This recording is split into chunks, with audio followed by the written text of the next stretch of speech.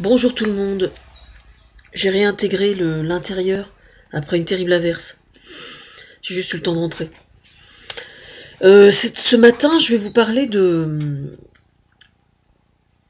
des couples recomposés et de comment on pourrait dire, la belle parentalité. La belle parentalité, c'est-à-dire le beau-père et la belle-mère. Alors évidemment, quand les enfants sont plus grands, c'est plus facile parce qu'ils sont plus dans le nid, quoi.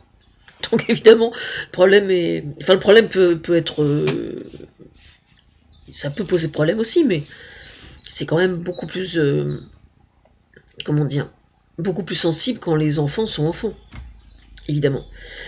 Alors, en fait, je vais appeler cette vidéo T'es pas mon père ou t'es pas ma mère. Non, mais je pense qu'il faut. Alors là, du coup, faut en rire, quoi, vraiment. Hein. T'es pas mon père, t'es pas ma mère. Voilà. Je pense que dans un couple recomposé, quand il y a des enfants qui sont encore en âge d'être éduqués, quoi, qui sont enfants, quel que soit l'âge qu'ils ont, euh, en tant que beaux-parents, que beau-père et belle-mère, il faut dès le départ intégrer la notion selon laquelle on va se le prendre dans les dents. Voilà. Si vous partez du principe que vous allez l'entendre, si vous voulez, vous êtes déjà bien armé, quoi. Voilà. Il faut juste le savoir, quoi. Parce que ce qui est terrible, en fait, c'est que quand un beau, quand un beau-père ou une belle-mère se retrouve à vivre avec un bel enfant, justement, évidemment, il faut savoir quand même, pour les gens qui l'ignoreraient ou qui auraient tendance à voir les petits-enfants comme les enfants plutôt, pas nécessairement petits, mais les enfants comme étant exagérément angéliques. Il y en a quand même certains qui sont bien tordus, je vous le signale. Et s'il y a une chose où ils sont particulièrement forts, justement, c'est pour exploiter les failles. C'est-à-dire que, par exemple, chez leur maman, du ventre duquel ils sont sortis, par exemple, ou chez leur maman, qui les a élevés,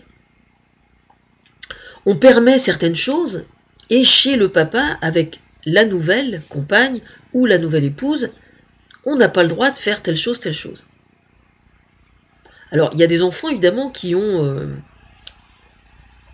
comment dire qui vont pas bien quelquefois, ça peut arriver, hein, et qui vont vraiment exploiter les failles au maximum. Hein. C'est-à-dire que si jamais ils perçoivent que justement il y a une distorsion et qu'il y a une mésentente entre certains, alors quel que soit le cas bien évidemment, hein, ils vont être les premiers à exploiter la faille. Et oui. Et ils vont exploiter la faille d'autant plus facilement, évidemment, que le couple antérieur n'a pas gardé, soit n'a pas gardé de bonnes relations, soit se méprise profondément ou s'entend extrêmement mal. Alors évidemment, c'est pour ça, il m'est déjà arrivé de faire une vidéo sur les couples recomposés, et j'expliquais que c'était vraiment l'intérêt de tout le monde d'avoir tiré les marrons du feu de son couple antérieur pour n'en tirer que les côtés positifs dans la mesure du possible, afin que justement ça ne vienne pas pervertir la relation qu'on a aux enfants. Parce que moi j'ai connu des cas comme ça autour de moi. Hein. Alors, pas dans la famille. Voilà. C'est vrai, en plus c'est pas du tout dans la famille. Mais j'ai connu des enfants, par exemple, la maman avait demandé au père de partir de la maison parce qu'elle voulait se séparer. Et les enfants lui ont fait des scènes absolument abominables en disant « On veut qu'il revienne, on veut qu'il revienne ». Et cet imbécile, excusez-moi, cet imbécile a écouté ses enfants. Oui, j'ai bien dit cet imbécile. Parce que je trouve que c'est extrêmement grave, moi, de céder à ce genre de chantage de la part des enfants. Ce sont aux parents de décider de ce qu'ils font de leur vie. Et une fois qu'ils ont fait leur choix doit être arrêté. Et ce ne sont pas aux enfants de décider de ce que les parents font de leur vie.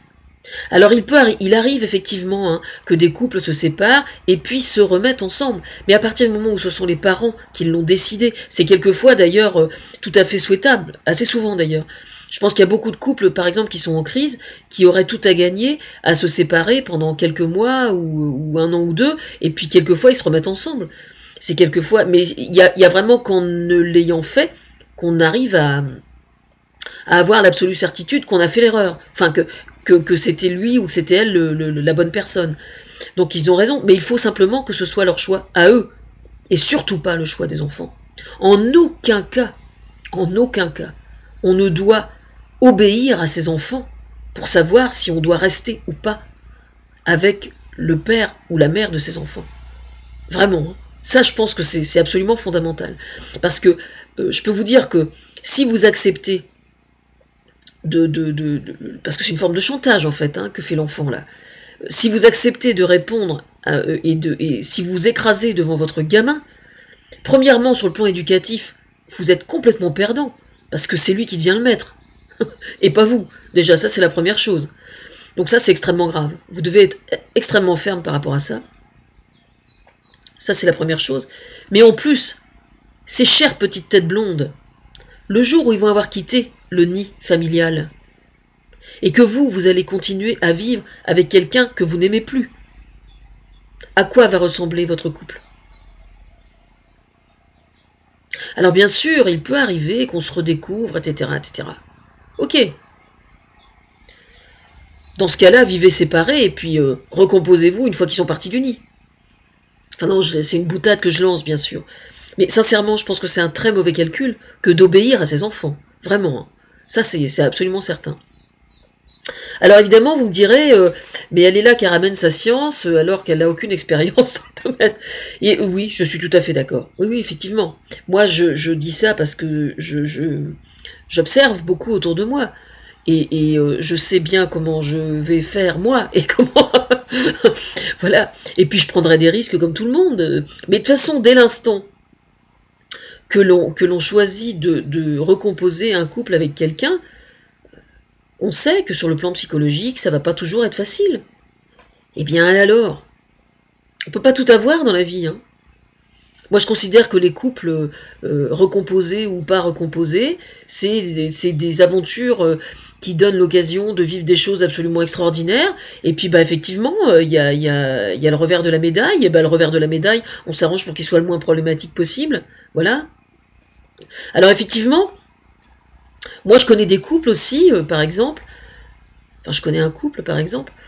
Une fois que monsieur a trompé madame et est parti vivre avec quelqu'un d'autre, je ne sais pas s'ils sont mariés ou pas d'ailleurs, enfin, ça n'a aucune importance, il n'a plus jamais eu de véritable conversation en seul à seul avec ses enfants. Voilà. Alors, moi je veux bien, mais moi je pense que quand un homme change, entre guillemets, enfin c'est un peu bizarre de dire ça, mais change d'histoire d'amour, il faut assumer quoi. Il faut assumer.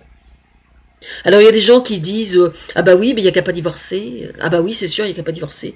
Mais le problème c'est que quand quelqu'un prend la décision de divorcer, en général c'est qu'il a essayé quand même beaucoup de choses avant. Enfin moi, alors là pour le coup je parle en connaissance de cause. Moi ça m'a pris 2 ans quand même, enfin, 16 mois.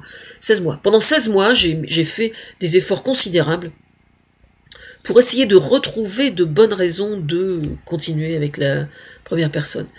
16 mois. Et puis au fur et à mesure, ça s'accumulait, les arguments s'accumulaient, et puis jusqu'au jour où j'ai décidé de partir. Alors on dit, on peut incriminer aussi le manque de communication. Oui, c'est vrai, c'est tout à fait vrai. Il y a des couples qui connaissent des crises et qui ne cherchent surtout pas à réparer quoi que ce soit. Alors en général, les couples qui se démontent au premier obstacle rencontré, c'est parce qu'ils n'ont pas vraiment compris pour quelle raison ils s'étaient aimés et pour quelle raison ils ne s'aiment plus.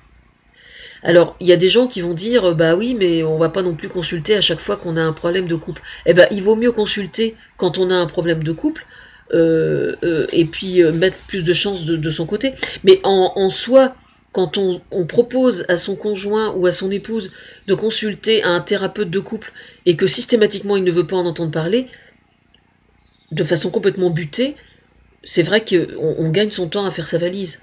C'est vrai. Alors là, pour le coup, là je parle vraiment en connaissance de cause, parce que je l'ai fait. Donc voilà. Ça veut dire que l'autre est incapable de se remettre en cause. Donc à partir du moment où il est incapable de se remettre en cause, ça veut dire que la solution n'existe pas dans ce cas-là. Je sais parce que je l'ai fait. Donc c'est valable dans les deux sens, hein, je veux dire.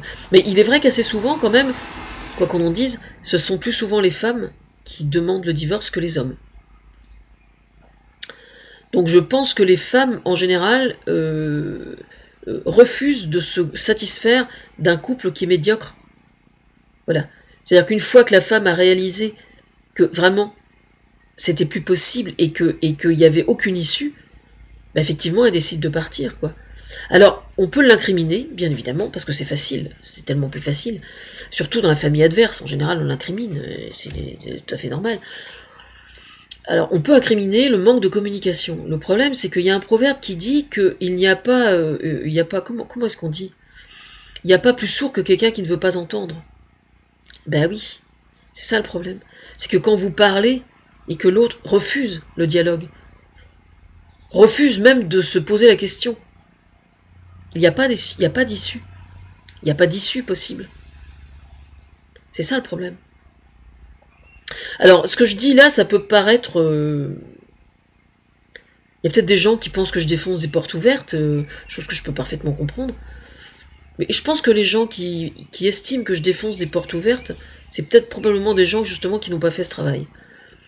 Alors ce que je dis en fait c'est très important parce que le fait d'être au clair par rapport au couple antérieur qu'on a formé, c'est vraiment important parce que justement ça permet d'avoir des relations beaucoup plus saines avec les enfants. En ce sens, c'est vraiment utile. Voilà. Moi, j'ai connu, par exemple, des adolescents qui allaient extrêmement mal parce qu'ils savaient que la nouvelle compagne ou la nouvelle épouse de leur père était entièrement responsable de la rupture du couple antérieur. Bon, le hasard a fait que je suis tombée en pleine crise de l'adolescent en question et que donc en parlant avec lui pendant 1 heure, j'ai réussi à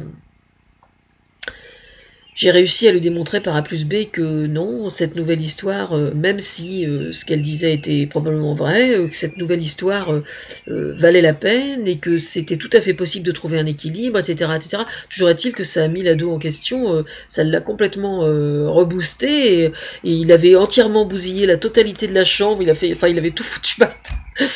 Et l'ado en question, donc j'ai pu... simplement devant un café, en discutant pendant 1 heure, j'ai complètement remis sur les rails, il a tout rangé et tout, et quand les parents sont rentrés du travail le soir, il s'était rien passé. Magique. Mais c'est difficile pour un enfant, pour un adolescent, d'admettre que le couple dont il est censé être le fruit positif et extraordinaire, alors on l'adule comme un petit dieu quand il arrive les premières années, et puis d'un seul coup on lui dit attends, bouge pas, on fout tout par terre. Donc c'est vrai qu'il y a de quoi être déstabilisé, hein. C'est tout à fait normal, mais pour information, moi je me considère comme une traumatisée du non-divorce, hein. Donc ça équilibre un peu, quoi.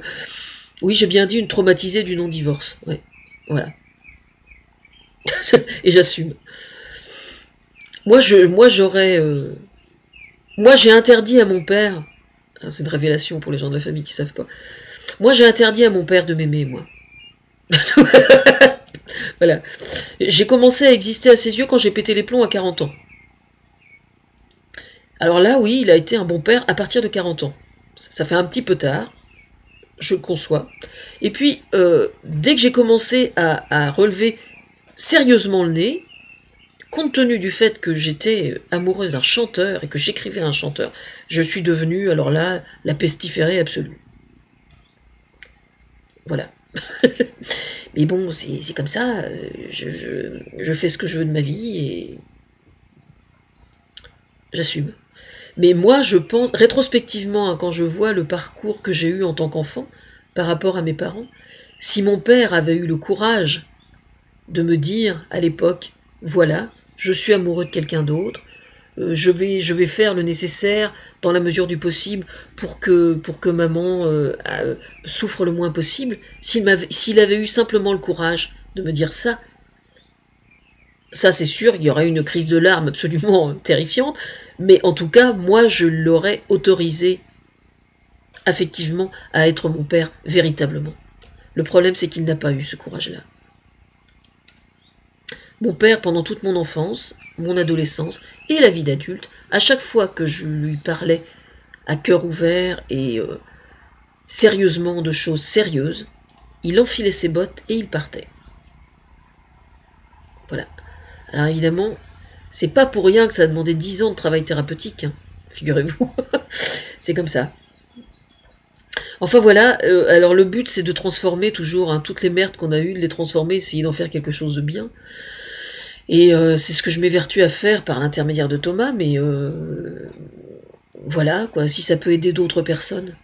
On peut traumatiser des enfants en refusant de se séparer ou de divorcer de quelqu'un avec qui on est en couple. Faut le savoir.